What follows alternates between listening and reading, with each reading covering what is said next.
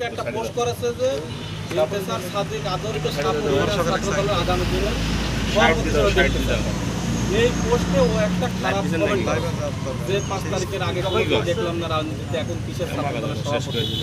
এরা আবার এর প্রতিবাদে একটা কথা বলেছে, উনি আবার এই হুমকি দেয় আমি সেটা দুই পক্ষ সমাধানও করে দিচ্ছি। আমি সোয়েবকেও বলেছি যে তুমি এসব নিয়ে বলো না, আমার ভাইকে আমি নিষেধ করে তোমরা ছোট মানুষ, তুমি তোমার মধ্যে গ্রুপ করতে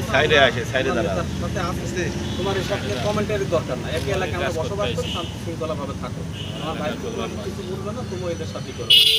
বলার পরে গতকালকে আমি যখন এই ক্লাবে আমি বসি, এই ক্লাব থেকে যখন রাতে বের হচ্ছি তখন এই জায়গায় আমরা উঠি, সবাই বিদায় নেব, ঘরে তালা দিচ্ছি ক্লাবে।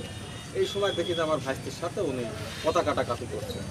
তা আমি বললাম যে কি এবার সোহেব তোমাকে তো নিষেধ করেছে যে আমার ভাইস্তির সাথে তুমি আর কোনো কথা বলবো না, আমি সেখানে দাঁড়াই রয়েছি, তুমি তো বেয়াদব ছেলে দেখছি, তোমার সাথে কথাই বলা যায় না। আমি বললাম এক কথা, তুমি সে কথা না শুনে আমার ভাইস্তির সাথে কষ্ট, আপনার ভাইস্তি আমাকে বকেছে, আমি আপনার ভাইস্তিকে মারবো, আপনি কী করতে পারেন আমি দেখবো। আরও অনেক কথা, মানে পরিবার সম্পর্কে খারাপ মন্তব্য, মাথাটা ঝাঁকা কষ্ট, আমি মাইন্ড করলাম এইভাবে, সে খুব ব্যাপার স্যাপার। তা আমি বললাম যে ঠিক